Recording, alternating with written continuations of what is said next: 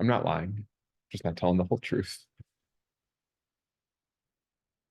So the snake, is that different than a jet? Yeah.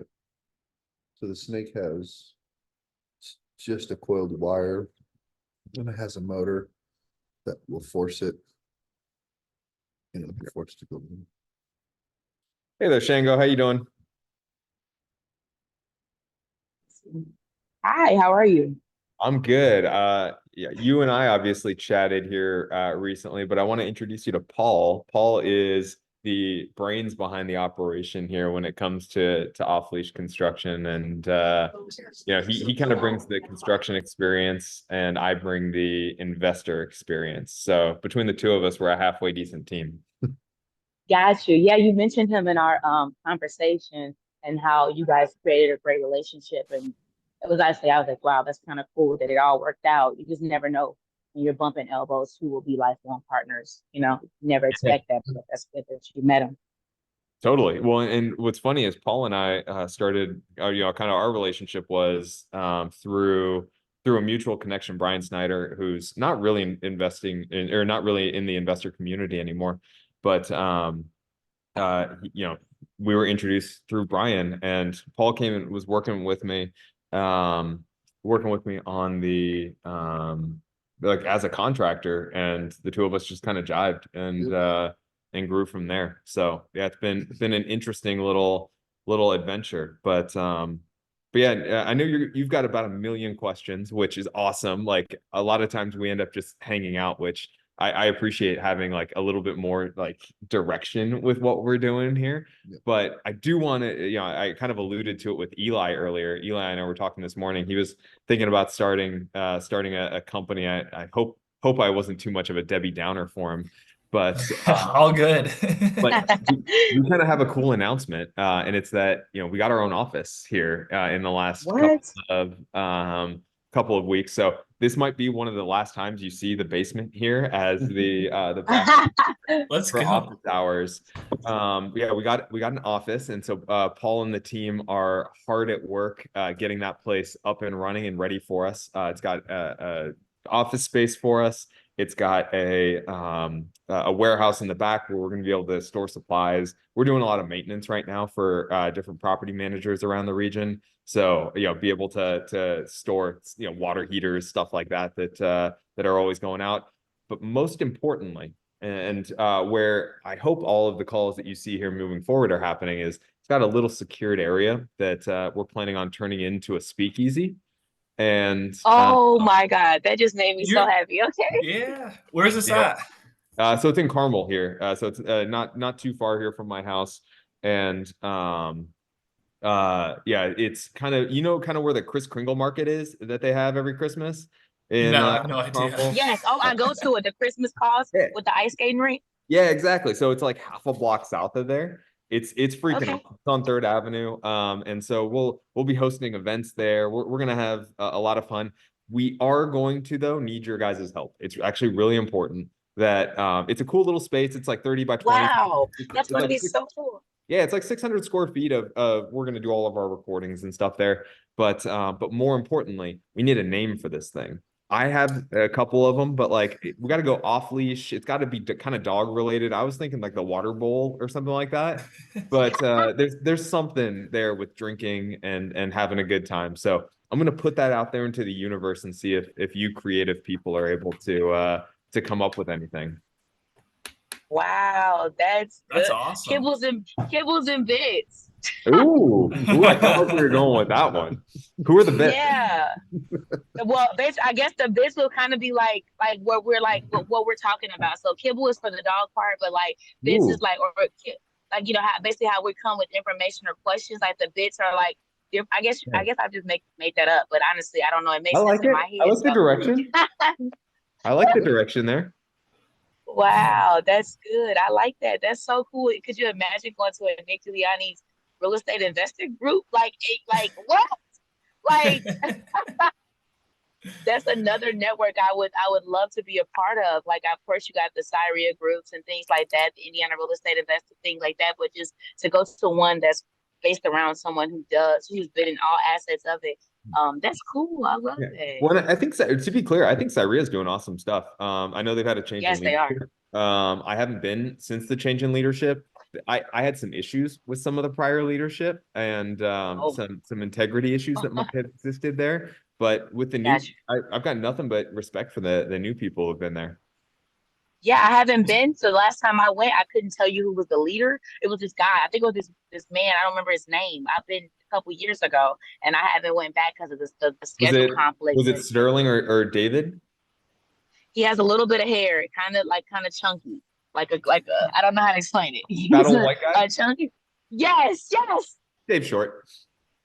Got you. That's his name. That is his name. Oh my God, yes. Yeah.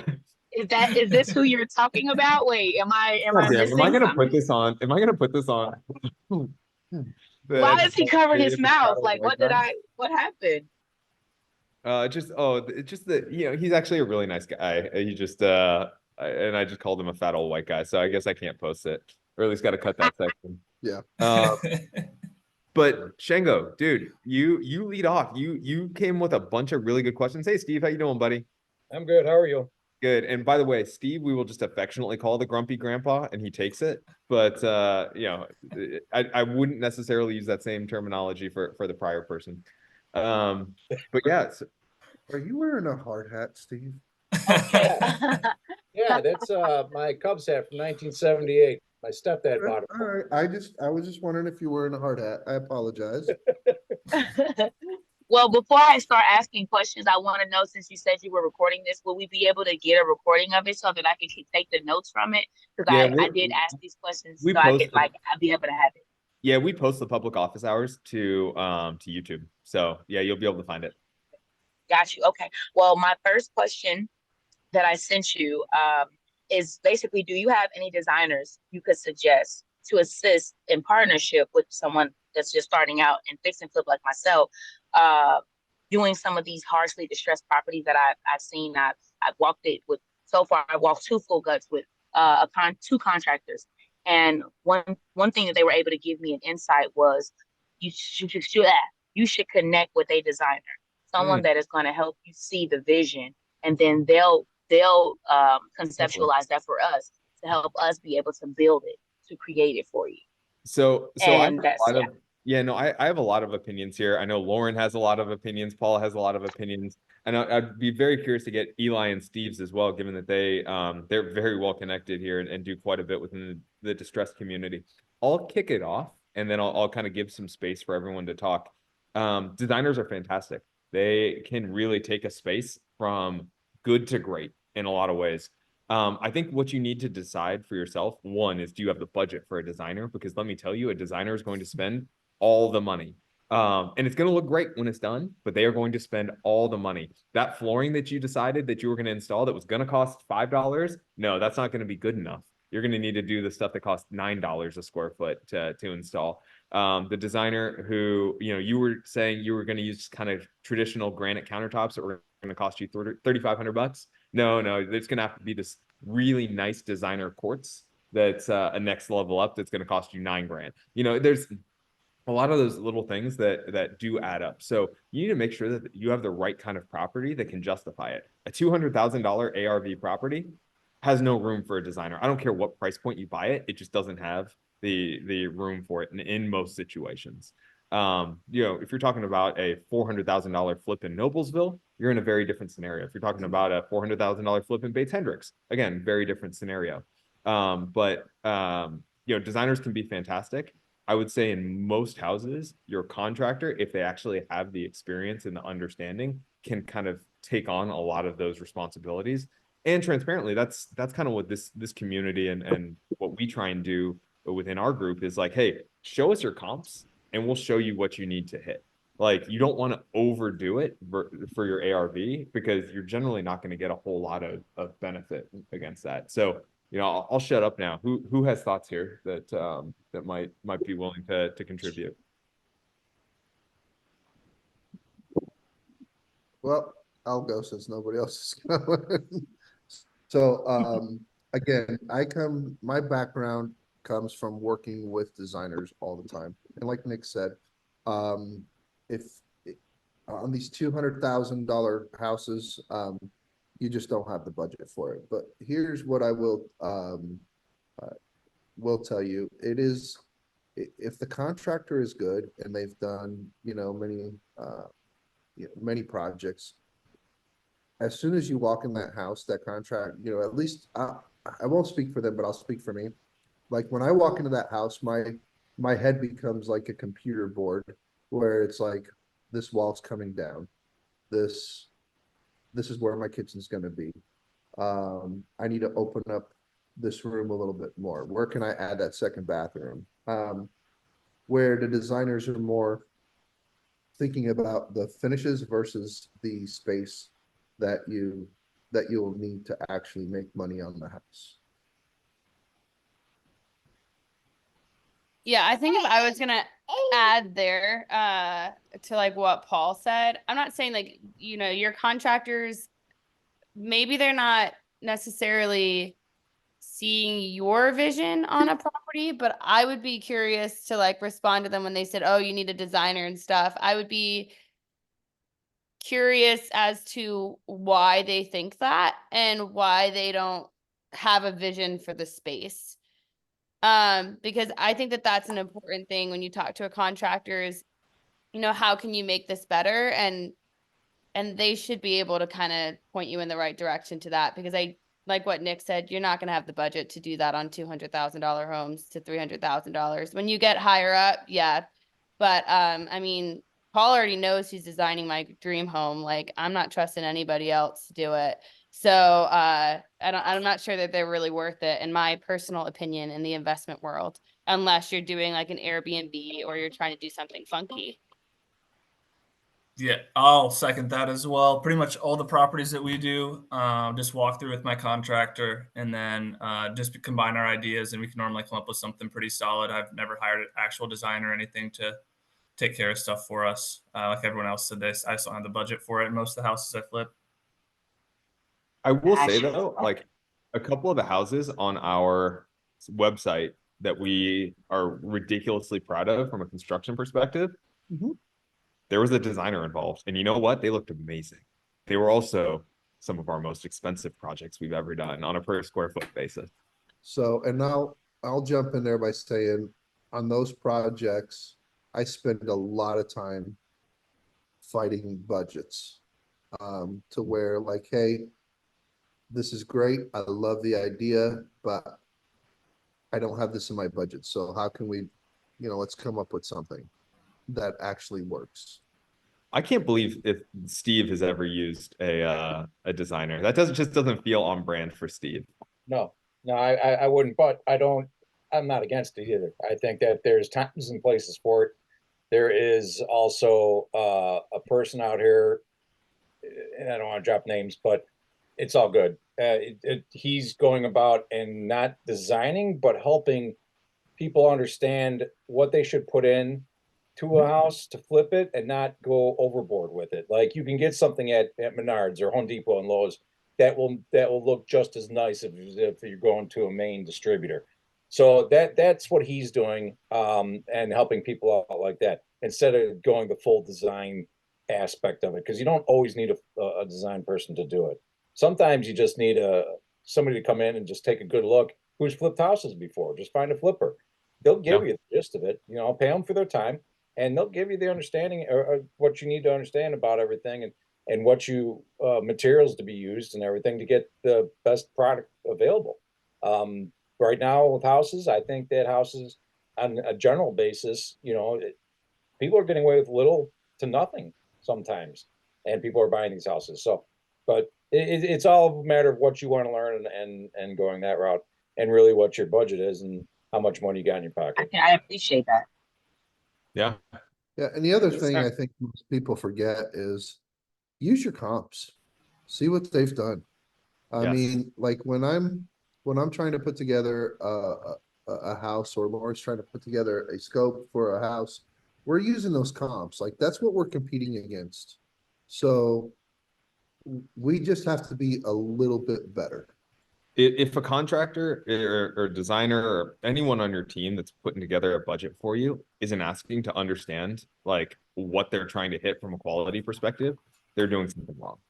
They're not actually doing their job, in my opinion. Yeah, and the other thing I will say Thank- about, the other thing I will say about designers is, for us, you know, there is a lot of your money that goes unseen in these houses, for us. Your electrical, your plumbing, your venting, your, you know, your studs or your walls, you know, straight or as straight as the budget allows it to be. Where I don't think designers think about that at all. No. And I think safety is the most important thing, especially in any house, really. But for somebody who's going to buy their house for the first time or whatnot, you should really be able to sleep at night and know that, you know, yes, that house, you spent a lot of money, you can't see it, but it's safe. And then the rest is really eye candy. Gotcha. Helps com- Okay. A lot of how Everyone else I is like here how you touch bases right on now, right? like, Yeah. huh? You went full robot mode. Oh, I'm sorry. No. You probably can't hear me right now, but I just said thank you, basically. Yeah, no, we can hear you again. It just we had Oh. the Zoom, you know, issue. Hey Flora, Gotcha. hey Anastasia, hey Align, how you doing, buddy? Align, do you have any houses that aren't like literally about to get torn down for me to buy? No, not that one right now. There's I moved one last month and that one was kind of in rough shape. And to an Anderson in January, but the teardown house, the nearly teardown, I should say, is the only one I have right now. So just for anybody who doesn't know Align, he is a wholesaler. I was gonna say a local wholesaler. I don't know how if I've described you as such. You're local at least until Wednesday of next week. Yeah, Tuesday. Tuesday, pardon. But if you guys don't know him, you should definitely get added to his list. We've bought a couple of properties from Align, and we got one I think that we held on to, one that we flipped. We've done a couple. I can only think of two off the top of my head, but I think we might have done more than that. But yeah, overall he's really good at what he does. But he did send us a property the other day. He's like, hey, can you help me analyze this? Because the city's gonna tear it down. So like I'm trying to get it like for anything. So I think you guys are walking it next week. Yeah, Paul, we're gonna be up there on Monday. So this is you guys are cherry picking this one. It's just directly to you guys if that would work for the city. They're just needing to figure out what to do with it. Steve, actually, I ran this one by you before. I believe What did I tell you? the one up in Lebanon. What did I tell you? Yeah, pretty much that. I mean, essentially that we'd have to figure out if we can make something work because the numbers are. You noticed that I looked over at Nick, right? Like when he does something sometimes, and I'm just like, Nick, like, what do you want me to do here? Apparently, cheap. listen, we're getting ready to buy an excavator, so apparently he thinks he can buy whatever he wants. I'm gonna tear it down. Yeah. So Nick wants to start digging holes like Elon Musk, and Steve wants to Yeah, start designing. I absolutely. guess. All right, these are the things Yeah. you learn every day. No, so honestly, the reason we're looking at an excavator is because like I feel like every other house in Indianapolis has a collapsed sewer line. And it's just like, shoot, like let's just go do it ourselves versus like outsourcing this to somebody else. We can bring this in-house. We don't need to go work with anybody else. So what's funny is we're trying to figure out like the pricing model on it and all that stuff on how we're gonna price out that stuff, because you know the straight cost plus is not the right approach when you have to have that much infrastructure. So it's Also a matter of whether you gotta tear up the street too and all that fun stuff and what all goes behind it with permits and everything. So there's a lot to it than just digging it up. So wait, we don't just need to dig a hole, Steve? oh, you can do whatever you want. I'm not saying. So, Steve, don't Coincidentally enough, dude, the one we did up in Noblesville that required that. Remember? Yeah, I The know. one that So- turned out really nice. Yeah. It would have been cheaper for me to buy the goddamn excavator versus just Yes, doing it the sewer would. line. Yeah, dude, So- having to renegotiate that 10 grand with the seller was not fun. Yeah, so. Sure you enough, know, right after the scope, it's like, yeah, there's this thing is completely collapsed. I'm like, God, here we go. We can take it to the street. We can take it to the street and let the city take over there. Yeah. This is kind of my thought, you know? So You can, but sometimes the city requires you to. Yeah. they do. But then, Steve, you're ruining it for me because then I just have to go and say, hey, I need a jackhammer bit to go in front of this excavator to make. Just it saying. Spend more money. Or it's more toys, just more toys, that's all. Right, Steve. I want to shout it out. We got Derek here who just Yeah. joined the call. I think you just got a clear to close for Tuesday. Yep. Yep. Congratulations on your first property, man. Yep. Thanks a lot. Yeah, thanks to the whole team. Everyone gave me all the guidance in the world, and we'll be looking to close my first deal on Tuesday in Anderson. Dude, So- that is freaking awesome. Congratulations. And hey, I want you to know that was Brett. That was his first loan product that he's done. So he got it over the finish line. I heard he had to move heaven and earth to make that happen. But he got it over the finish line. So if anybody needs a hard money lender, Brett Rasmussen is doing that. And he seems to be beating a lot of the local fan favorites in terms Who's of Brett with? Shoot, he's he and a partner did it. It's called like Blue something. What? Blue chip. Blue Chip Lending. Yeah, here, I think this is Brett right here. Okay, perfect. I will keep that in mind for next time. Yeah, and congrats, Derek. Are you flipping it or are you renting Yeah, it? what are with, you doing with it, man? Yeah, so actually, this is like a small deal in Anderson. The purchase price was like 63,000. The rehab is around 30 to 35K. And so originally we were estimating the ARV would be like between 120 to 130K, which made the deal like, okay, good for a first deal. It's small enough, not too much risk. But then the appraisal came back pretty low, like 113K. So if we use that ARV appraisal. ARV, yeah. So using that, the BRRRR like does not make sense, right? Like if it actually appraises at that again after the rehab, then I'm leaving like all of my money in it. And then if I sell it though, at that appraisal, I basically break even. So it's not the best deal, but I think it's good enough for like the first one just to learn the process. So I'm leaning towards, after the rehab is done to try to sell it to see if I can get it at that appraisal or a little bit more. And then if I can't, then I'm gonna have to hold on to it. So You need to hold it until July, until the NAR doesn't require you to pay both sides. It'll be fine. I think I just saw that come through, yeah. Yeah. Well, nice, So- man. so Either for way, you got anybody- a couple different exits and worst case scenario, you break even and you learn some stuff. So Yeah. not the end of the world. Let me tell you, could- I on my first deal it was a turnkey. I learned nothing and I lost money. It was terrible. Like could not have gone worse. You could have just had a bad appraisal too. I mean, Yeah. appraisals will differ in value pretty often. Yeah. So yeah, Well, and so I think Brett disagreed with the assessment of the valuation on the back end, right? I think so. Yeah. And so Brett was recommending that we do another appraisal, obviously, after the rehab's done. And he said that typically we would ask like Paul for you to go out there with the appraiser and kind of like show off, the updates that we made. And he said We that, call that it flirting. You guys are terrible. No. I'm married now, by the way. Paul makes sure to Paul- make sure to wear his best button down and unbutton.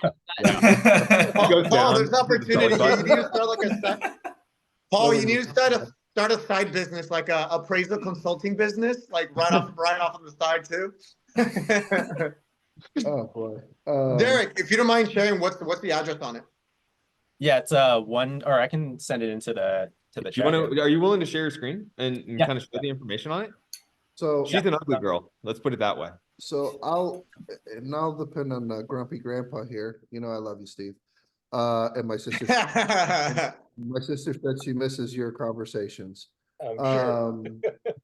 But I'm starting to see like, as I'm driving around all the time, I think Anderson will hit at some point, and I think it'll hit really nicely. I don't think it's going to be tomorrow. I don't think it's going to be even in this year, but at some point, in the future that's going to be a hot spot. Hmm.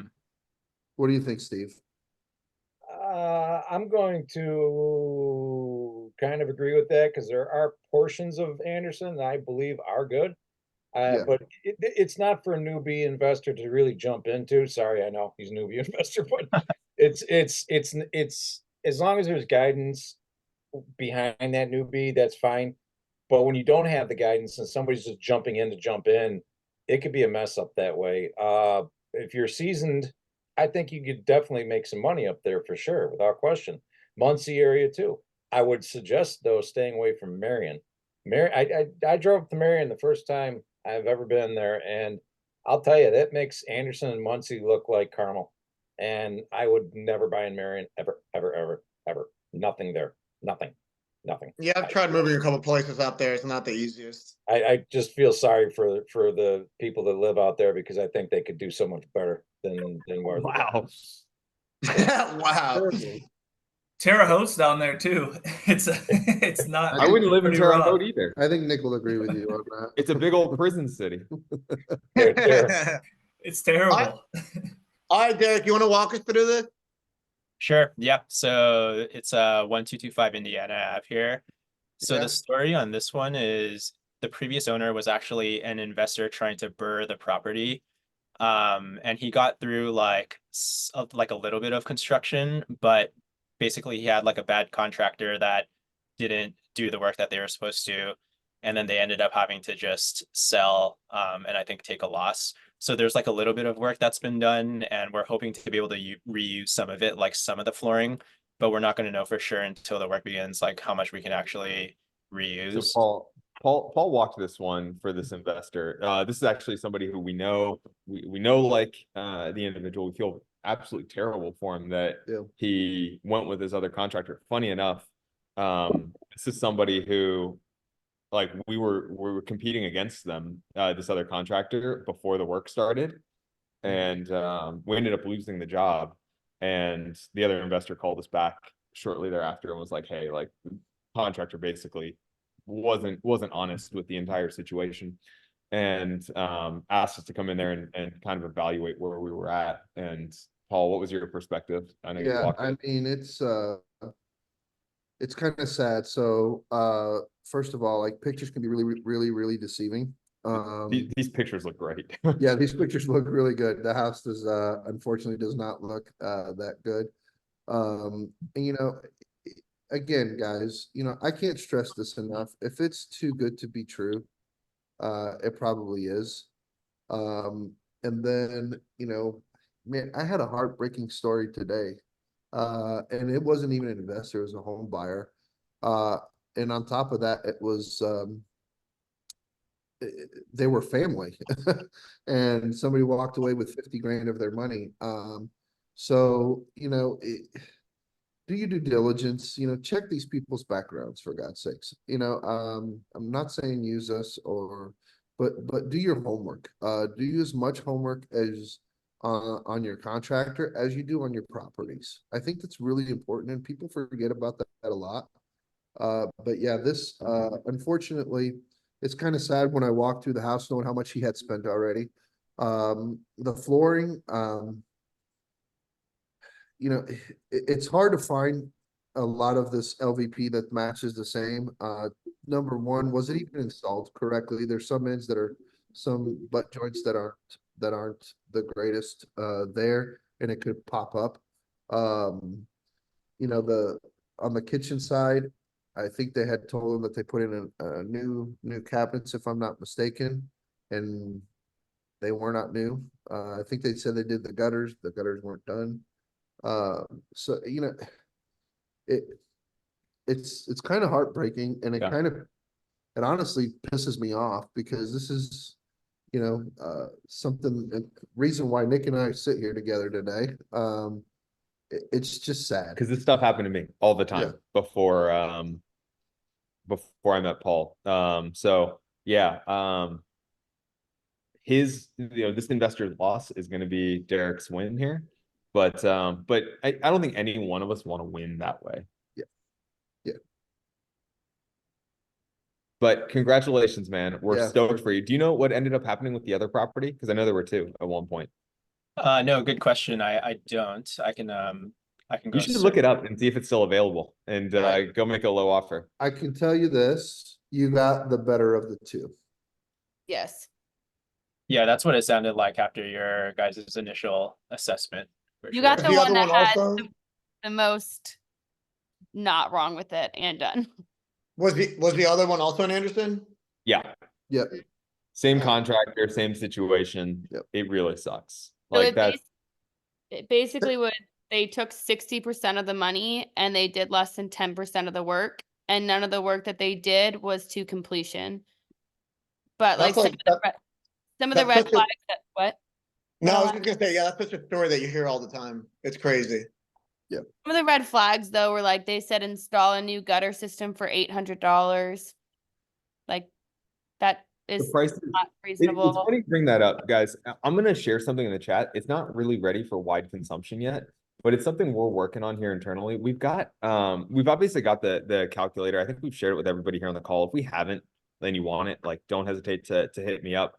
But we're kind of working on something that's hopefully a little bit easier and a little more accessible from just a web perspective. I'm gonna send it here in the group chat. Like it by no means, this is not your scope of work if you decide to use it. So please, please, please, like do more due diligence, but it's a good estimator tool. It's a good starting point. And we intentionally tried to not get super granular with it. We included a bunch of items, but we didn't want to include everything.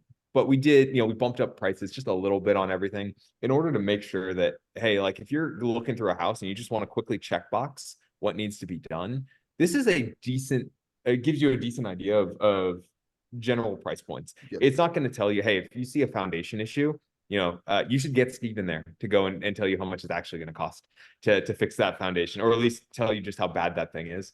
But for the stuff that you're able to really easily see in photos, it gives you a general idea of how much a house should cost in order to renovate it. And again, overgeneralized, it is very much a beta product. So like, please let me know and give me feedback.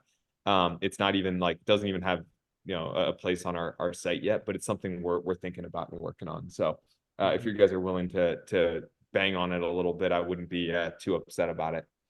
From a quick Okay. glance, it looks good. I mean, as long as you get generals, that's really what you need is a general, and you can take it from there. Yeah. Exactly. Yeah, that was our thought process, is get the big items, and there's always going to be stuff. Here's what I'll tell you: there's always going to be stuff that's not on there that you walk a house and you're like, man, the foundation's a little funky, or stuff like that. But this is a good starting point to eliminate 90% of deals. Yeah. Most houses are not deals, and you should not buy them. This helps you not buy them. And if anybody wants our Excel calculator that's a lot more detailed with regards to like inputs, outputs, like how much you're going to make if you decide to flip the house, how much you're going to make, I'm more than willing to send it, share it. So feel free to follow up with me and I'll send it over to you. I'm trying to make a little bit of the web-based stuff to make it a little bit more accessible, because what I've learned is that not everybody lives in Excel the same way I do. And so I need to make it a little bit more accessible. Is the Well, she's calculator like the that you just holsters. mentioned? I'm sorry. Oh, go ahead. Oh, I was just gonna say, is the calculator that you're mentioning the one the Burr value add? That's That- correct. that you're Yeah, referring- that's the one. Okay. Okay. That's the Alright. one I'm talking about. But what I'll do, since Anastasia doesn't have it, everybody gets it. I'll just put it here in the chat. And you guys can download it. And anybody who's on mobile that wants it can follow up with me later, and I will send it to them. But what Gotcha. Anastasia wants, Anastasia gets. Um, So much. Sorry, I'm with the baby here, so that's why I have the video off. Clearly, we have an issue with babies. I know. on this call. And the other thing I'll tell you guys to that, like Nick we've worked a lot, so anytime I tell him a number, he's like, yeah, put $5,000 in your back pocket because you're gonna find something. He's gonna find something wrong. And You know, like you should so- probably assume that on any project, even with a contractor as good as Paul, like once you get into those walls, something's gonna come up. Once you once you get an idea that you're in the house, you're like, oh, that would be much better. Like, all right, it's gonna cost more. You need to be prepared for that because it is something that that's gonna be kind of an issue.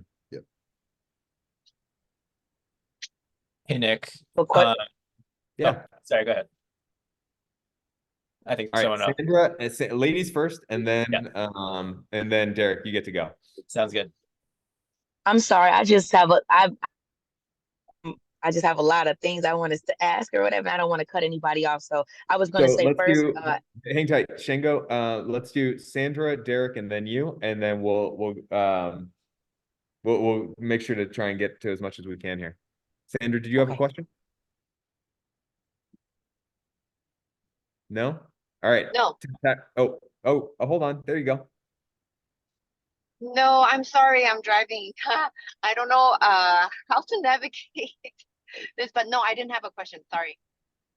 No worries. Thank you for joining. I appreciate it. I think you need to make a left here at the next roundabout, and you'll be fine. Yeah. Yeah. Thank you. Yeah. Eric, how about you, buddy? Yeah, so my question is just, and I discussed this with Lauren and Brett a little bit, but with the numbers being pretty tight now on this one, just to break even, looking to see where I can save on expenses. So I'm wondering again, if there's like a downside for me to wait on the basement dry lock, to like Yeah. pull off on that, and then I guess So- like do it if potentially if a buyer asks me to do it, or like when I need to do it. I love that you said that. I always, on every single project I do, if I'm gonna flip it on the back end, if I'm gonna hold it, I'm just gonna do it all. I'm gonna do it all right the first time. But on every single flip, I try and leave like a little lure for the buyer, because every buyer that when they're gonna buy your house is going to ask for something.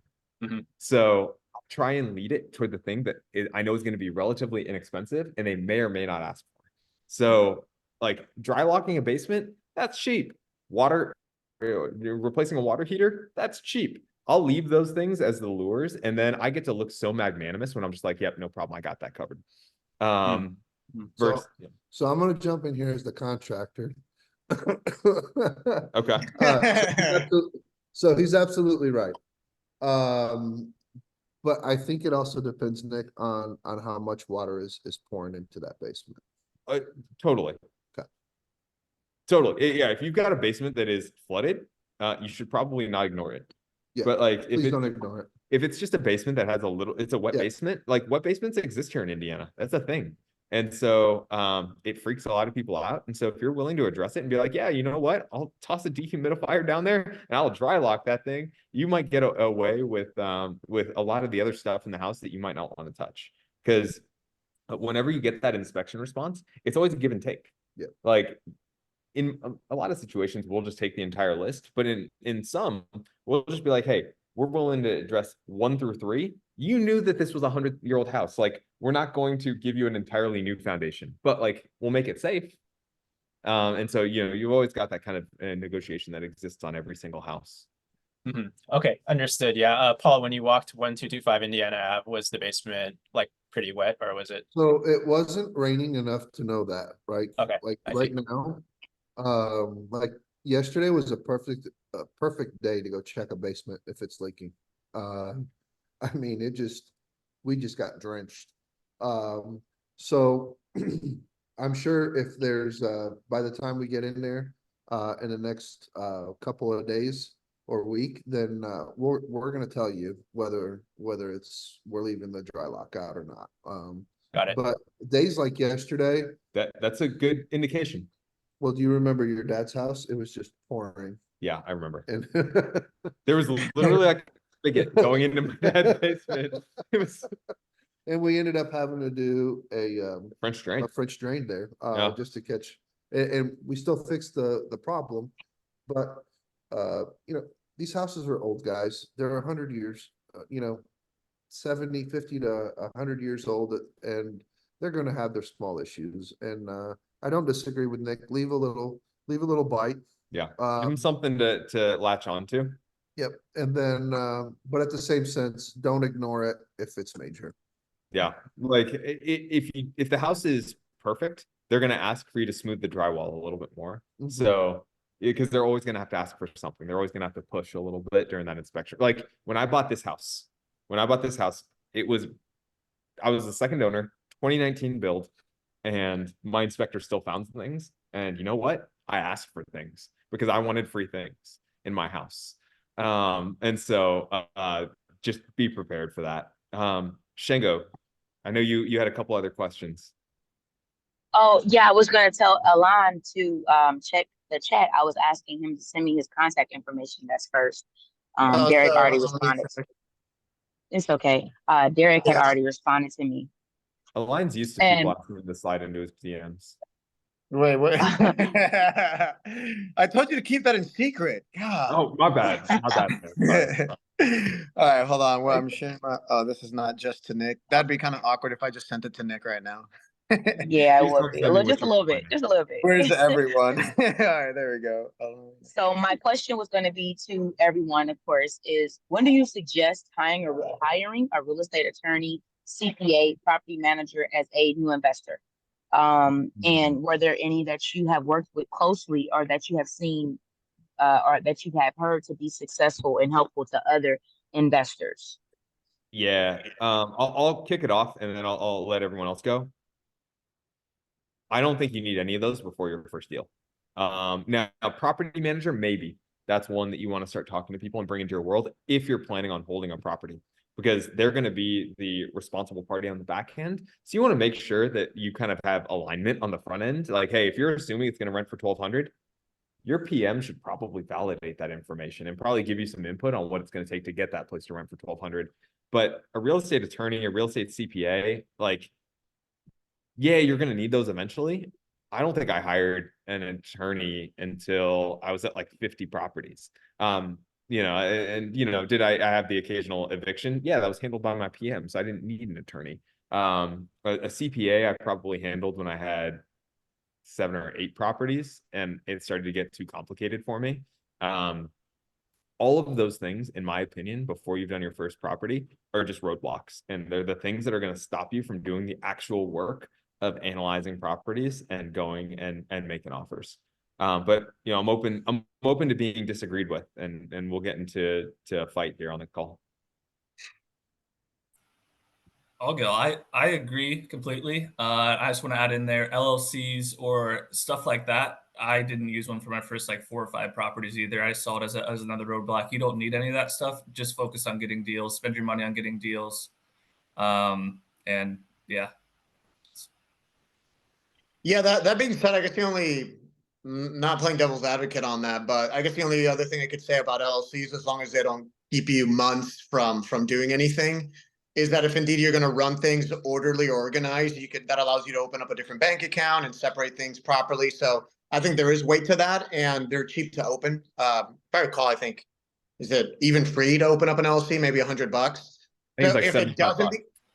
yeah. So if it doesn't become an actual roadblock to do things, then perhaps it's not bad to just get one open and get a separate bank account. That way you can track things efficiently and all that stuff. But aside from that, I agree. It's not a necessity to perform anything else, really.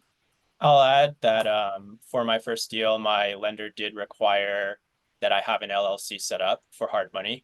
So I did that. And I also hired an attorney to set it up for me. I just figured it'd be good to have a good foundation because I want to scale.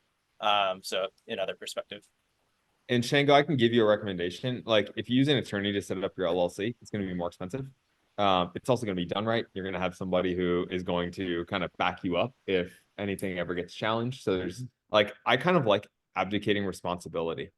From that side, I like to be like, hey, like you're the expert on this. I don't want to become an expert on this, so I'm going to hire you to do it. I'm kind of the who not how mentality versus bringing it all in house and learning it all and doing it all. So yeah, I think that's kind of my opinion there, and I'm more than willing to share my attorney's name and and kind of let him go. Although he can talk. That's a guy that you need to dedicate an hour to have that first conversation. Wow, thank you guys so much. That actually gave me a good sigh of relief. I felt like, oh, that's great that that's not an added expense that I have to tack on and worry about. Because it's not a hardship to do. It just does take away from the liquidity that I have trying to establish one. And to piggyback Derek, or to respond to Derek, I have seen lenders require you to have a LLC to actually lend. Most hard money So, lenders will. I get it. Most hard money lenders will require an LLC. All right, I'm going to open it back up for questions here in a sec, but there are two things I want to kind of bring up and just kind of get your guys' perspective on it. And this conversation might piss Paul off. So reason enough to stay here. Guys, for a while, Off Leash Construction, we were running all of our contracting through Paul's company, PNC, until we were able to get everything set up on our side. I want to give you guys a little bit of information that is absolutely terrifying. I am a licensed general contractor today. I'm a licensed bonded general contractor today. So is Lauren. And that is crazy because Lauren and I can't build anything. We know absolutely nothing about construction, yet somehow we are licensed bonded general contractors. What I want you guys to hear is that means absolutely nothing. And unfortunately, the way things have been set up from like an insurance perspective, like technically Paul and I are the same thing in terms of what we're allowed to do here in Indianapolis, which is bananas, because I call Paul whenever anything goes wrong in my house. Like the smallest thing goes wrong, I call Paul because I am not handy in the slightest. So whether or not you use Off Leash Construction, like locally here in Indianapolis, beyond, like, I don't care. Please, please, please understand that licensed bonded contractor means absolutely nothing. And that you need to kind of go look at the past experience because like it's been completely devalued from a name perspective. Yeah, so to give you guys some perception on this, it does upset me, and I love you. It should piss you off. I should not be a contractor. I spent 4 years. I spent 4 years in school to do this. And at one point, and God, this is going to show my age. Many years ago, Steve, don't laugh because you're way older than I am. Shots fired. You know, I had to take a 100-question test, and it took me, you know, even after I did my apprenticeship and everything, you know, I had to give my time to a certain company to get that apprenticeship because they paid for my schooling, and I was very fortunate for that. But yet, you know, it was a 100-question test, and you were allowed to miss between 2 and 5 questions between that, and then you had to wait 30 days to reapply for this test. And this test, you know, at the time, you know, $350 wasn't a lot, or it doesn't seem like a lot of money today, but you know, for me, it was a whole lot of money because it was just coming out of, I had to spend 2 weeks out of the month in school and not get paid for that schooling because the company was getting paid. So, you know, and it's kind of scary because there are so many little things that you need to understand and know how to, you know, how to build a home and how to do these things, and that can really like catch your house on fire. Oh my God. I could burn your house down so fast, you have no idea. You know, I'm more worried about him. We're starting him with cordless drills. So, but I mean, it's a start. On plumbing, you know, there's a huge issue, you know. Here in Hamilton County, you don't need to have a licensed plumber. Yeah, and nor do you need to have a licensed electrician. So technically, I can come and do your electricity work. Wait a second. Wait. Take a step back. You don't need a licensed plumber in Hamilton. Doesn't Indiana, the state require it be? No. You can look that up, Steve. No, You no, did- that's fine. I thought it was a state requirement. No, So so I Hamilton- just asked them about this when I went to do our license when Nick and I became general like contractors, Sure. and I was talking. What did I just I must say? miss I something. had to. What did I just say? I said No, something. you're good. You didn't say You're good. anything wrong. Nope. They're tickling each other. Go ahead. Yeah. Yeah. And she told me that even in Indianapolis, you can get away with it, but they care more. But the state of Indiana doesn't regulate anything in terms of construction. It's all county based and city based, and that's it. So what Marion County does is different than Hamilton County. And Right. she said that actually one of the most difficult counties or cities to work in is, it starts with an L. It's somewhere close to you guys. I can't remember it off the top of my head, but she said that Logan? that's what is it? Is it Logan Sport? Maybe, but I'll look it up and I'll type it in. But she said that that was the most difficult one to work in, and then a lot of the other ones, they don't even require you to have a license. So Steve, what I'm here- understanding is that That's good. Steve's gonna open up a plumbing and Yeah. design agency tomorrow in Carmel. Is that what's happening? Yeah, he I'm said doing yeah. it. I'm doing it. I can put this piece of So, PVC You know together what? with this Steve thing. should be doing it before I should. I'm more qualified than Steve, but like in terms of like real qualifications, Steve should beat me to So, it. Steve, here's what I will tell you to answer your question. So, no, like if you're in Hamilton County, and you want to do some electrical work, that's fine. But if you want to if you want an inspector to come out, you will need that licensed electrician. See how that works? You know where I'm going with this, right? Yes. That's So- the Right, politics, so the bureaucracy. So that's how it works, in Hamilton County. The other thing that really surprised me, and I will tell you, we're doing so much work and we're working in so many people's homes. I wanted a bond that was larger. I wanted $100,000 bond is what I Yeah, wanted. we wanted a big old bond. And I had talked to Nick about this and we're like, yeah, for sure, let's do this. And then Lauren gets on the phone and they're like, we only require a $10,000 bond. And I'm like, But like, Like- could we get more? like, can we get more? Cause like, I'm doing $200,000 and $300,000 projects. Like, I want to be covered. Yeah, you're covered for $10,000. The licensed bonded means nothing. Nothing. Look at the experience, call past clients, like it literally means absolutely nothing that technically Lauren and I can work on your house and have the same qualifications as Paul.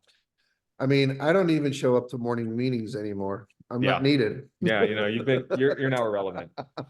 Lauren's gonna be on that excavator here in like 3 weeks. Just Oh, hell digging yeah. up holes everywhere willy-nilly. That's awesome. He's like digging up a hole in the middle of 38th Street for no reason. The city's like, what the hell is going on right now? I think I know Nick what said I'm I doing could tomorrow. practice on his house.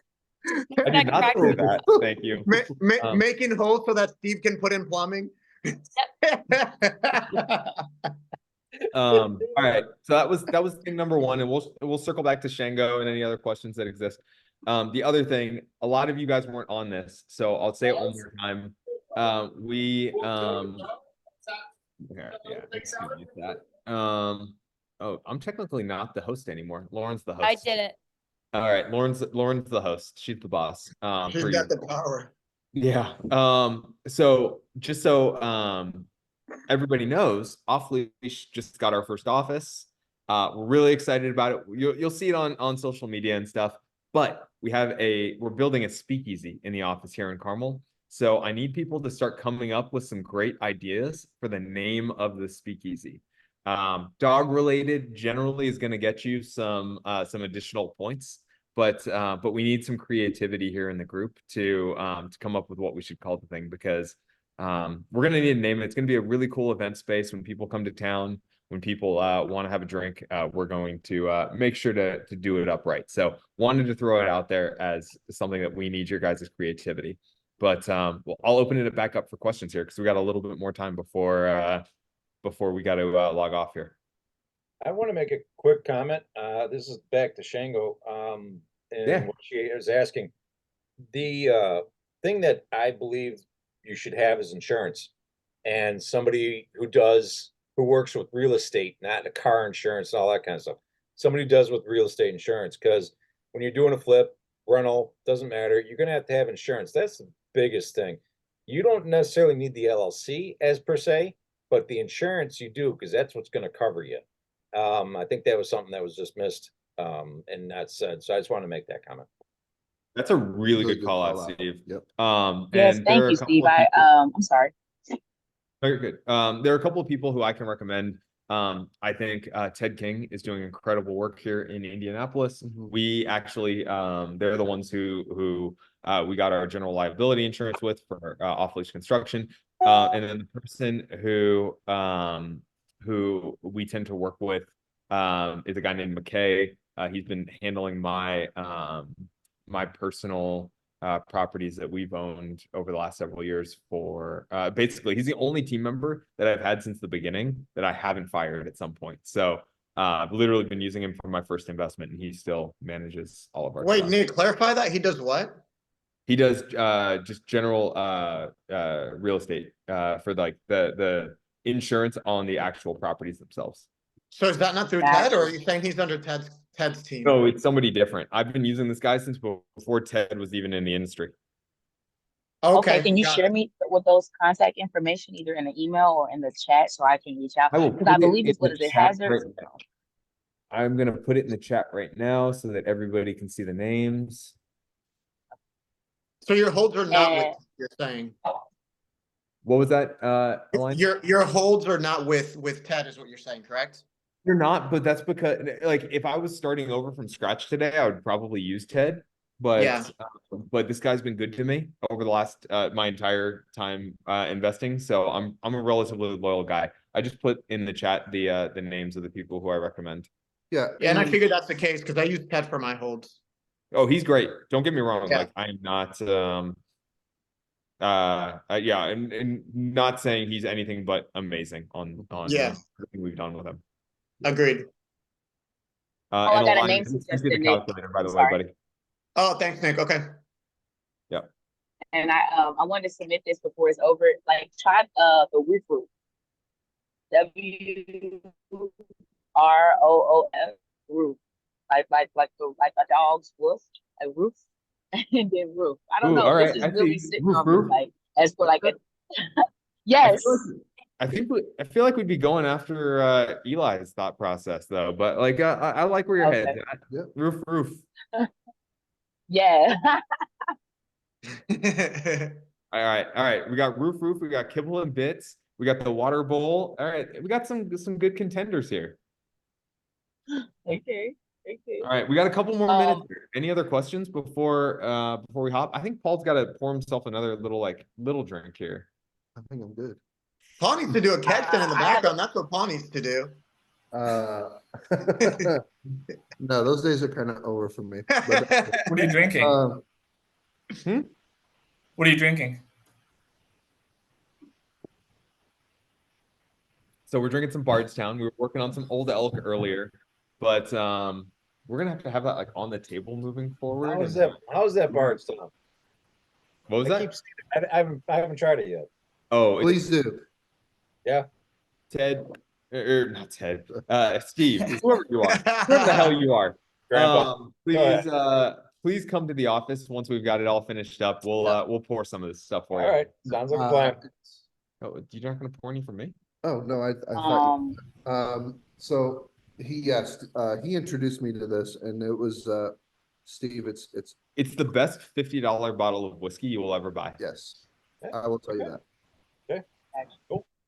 All right, Shango, I know you got at least one more. Come on, don't leave us hanging. Let's I end on got a lot, but I'm gonna ask this one more because I'm eager and like yeah. the best one. Anyway, Give I us the was- best one. Okay. Oh, the best one. Hold on. Okay. I Yeah. don't. Because we'll be back here in 2 Okay. weeks. But like, I want to Okay. end on a high note. I don't know. Okay. I don't want to not. Okay. Here we go. 1, 2, 3, 4, Pressure's 5. on. Let me. Any, mini, mighty, mo this. Okay. I got you. When you did your first flip, who did your team consist of? Ooh, my Oh. first flip. So I was a buy and hold investor for my for the longest time. Like I wasn't doing flipping. I was a well-employed employee, actually in the same place that before that, not not quite as well employed, but I was a well-employed employee at the same place where the person in the bottom right-hand corner of my screen is right now, I believe. At least that looks awful familiar to my office. So with that,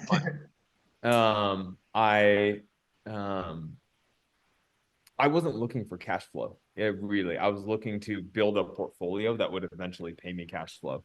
So I didn't start flipping really until like 2020 or 2021. At that point, I had a relatively developed team. I had a contractor team I really liked working with. That's kind of a key member. You need to have a great agent, because whether or not you're planning on buying from a wholesaler or buying from the MLS, you're going to have to sell that at some point. So you want to make sure that your agent is involved, even if you're not buying from the agent. If you're buying from a line, you want to have an agent who's giving you a perspective on what it's going to sell for on the back end, because that's your partner on the back end. Yep. You want to have a fantastic property manager if you have any properties that you're holding long term. Sounds like that's not what you're thinking about. So property manager is probably less relevant. Great insurance agent, great lender. Unless you've got all the cash in the world and you're ready to just kind of self-fund it, you're going to need somebody to fund that. So whether that's a hard money lender, private money lender, you're going to need to have that. But that's really the extent of the team you need. And then just a great support network. People like the 9 people that we had, or 10 people that we had, or I'm counting Lena, 12 people, however many that we've got here sitting on this call right now. You need to make sure that you've got a great support network of people who are willing to push back on you and challenge your thinking. Actually, you know what, the last one that I'm saying it here because he's looking at me, but I actually fundamentally do believe it, is you need somebody like a Steve, somebody who's unbiased, whether that's an inspector, whether that's somebody. Steve, what do you call yourself, buddy? Like I'm a consultant. consultant. I'm a consultant. I do third-party real estate consulting is what I do, and I will walk a property, tear it apart. I basically underwrite the property for you, let you know what I think, what my personal thoughts are, my 20 years of doing this, and I basically will tear it down to the bare thing and tell you whether it's a good deal or bad deal in my point of view. It doesn't always mean that I'm right, but No. it gives you a good idea of what is going on. And like going into foundations or looking at roofs or looking at, pictures, looking at a picture and going, yeah, well, let me walk it. Hey, the floors are like this. And I'll give you all that information along with video content. There's other people out here that do this kind of stuff too, not just me. I was just Hire upfront. Steve. No, screw Yeah, everybody else. I Hire know, Steve. I get it, but I I can so there's also a better- vouch for Layman Consulting. But Um, it's just a consulting business that I do, that I provide because I got tired of watching out-of-state people get taken advantage of. So what I want you to hear, Shango, is you need an agent, you need a contractor, you need a third-party person to look at it, whether that's an inspector, whether that's Steve. And the reason I say that is you want to have multiple different incentive structures in place in this scenario. An agent gets paid when you transact. So if they've walked 10 properties for you and you haven't transacted yet, they haven't gotten paid. And so they're going to want you to buy that next deal really, really bad. A contractor, we only get paid if you transact, unless they're charging walk fees and stuff like that, which isn't something we're about. We don't think that kind of aligns things properly. You want that third person. You want that inspector who's willing to look at the house and be like, you know what, like you should probably walk from this. You should probably run from this. And so, Steve, hey, do you mind sharing your contact in the chat? Yeah.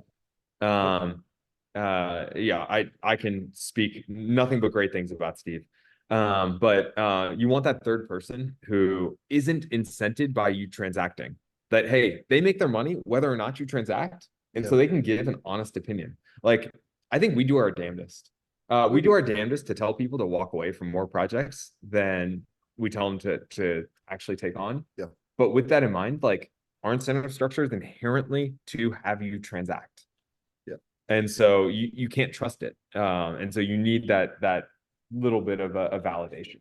Yeah, and I know a little over time here, but I will say this. I can watch Steve's videos Hmm. and I can put an SOW together. Yeah, Paul I- doesn't need to walk the house. If I don't Steve need to walks it. walk the house if Steve walks it. So Thank you guys. I appreciate that. Yeah. That's damn good. Yeah. Wow. Yeah. Well, and we have licensed inspectors who we walk houses and we're like, no, we need to walk that thing. We don't Yeah, quite feel the same way. Yeah. Like Steve actually looks at it from an investor's perspective. He kind of brings that blend of investor and inspector, and like it's enough for us. Like we literally have, I think we have written scopes of work based on yes, we have. I mean, I know I have, so. shit. I think we did it last Friday. That was a nice property. I really like that property. I did. I think he's gonna do well on it if he did it. It's up in the air. Steve, I want you to know though, here, last thing here, and then I'm gonna let everyone go to their weekend. Steve messages me and he's like, hey, this house looks great. Like, this is how much it's gonna cost to do. Like, he helps us out. He does a great job. He's like, also, you should track down the owner across the street because that house looks terrible. I can't believe nobody. You know looked at what my that. Saturday looked like, Steve? I got cussed out as hard as I have ever been cussed out in my life when I reached out to these people. I have never felt like such a scumbag as when I reached out and was like, hey, it looks like there's some deferred maintenance on your house. Like, we were working in the area, would love to help you out. And like, if you ever would be interested in selling, like, we're here. And they're like, fuck off. And I'm going to fuck your family. And I hate you and you better run. Like, it is the worst. Like, Lauren, you can attest to it. You can see all of the communications that happened. Was that the most violent bad. stuff you have ever seen in your life? That house. I'm curious about it. I should give him a follow-up call. No, Can- that house is. a 1019. No, shoot, it was 1018. What was the street name? Farmview. Farmview. Farmview in Carmel? Yes. Farmer. It's All right, west hold of on, the hold on. house. Let's see how Align. old this street view is. Line, I'll give you house is a 120 for it. disaster. Is it- Oh my God, dude. Even when is this from? June 23. Yeah, this is rough. It even looks better in person. Oh my God. Hey, Nick, honestly, if you text me the number, I'll call. Yeah, wait, really? I'll 100% call. Do Done. it. Yeah. Get I'd be it under willing to call contract. over a Zoom call if you wanted me to. Get it under contract. That thing's dead. Seriously. I'll give him a ring for sure. I'll give him a ring. It was brutal. All right. Perfect. And on that note, guys, again, we'll do this here again in 2 weeks. But also for anybody here who's on the call, like Paul does construction office hours. What days do you do that? Tuesdays. All right, so- Tuesdays, but like every other week it changes to Mondays when Nick puts drinks on his schedule and doesn't tell me. Then it switches. God, to- that's I- mega complicated. Nick didn't give that little caveat at all. so- No, he didn't so at all. Every week, Paul does construction office hours. So if you guys have any specific construction questions, you want to come and pick a contractor's mind, like that's a really good spot to do it. But then Hold on, Nick, before you continue on that thought, is it like via Zoom at all or is it just in person? It's via Zoom. I can Oh, send you. okay, I'll cool. send you the invite, Align. All right, yeah, that's what, okay, perfect. Thanks, Lauren. But yeah, we do that exactly the same way. And then also for anybody who's here, like we're gonna start opening it up and we're gonna start doing office hours. We're gonna start doing happy hours in the speakeasy for whatever the hell the name is, Kipples and Bits, Roof, the water bowl, Water whatever it's bowl. gonna be. So we're really excited about that. And so if you guys come to town, we're here and we're gonna have a good time. So Steve, you're the #1 invite, okay? All right. Appreciate that. All right, guys, have a good one. We'll all talk soon, okay? All right.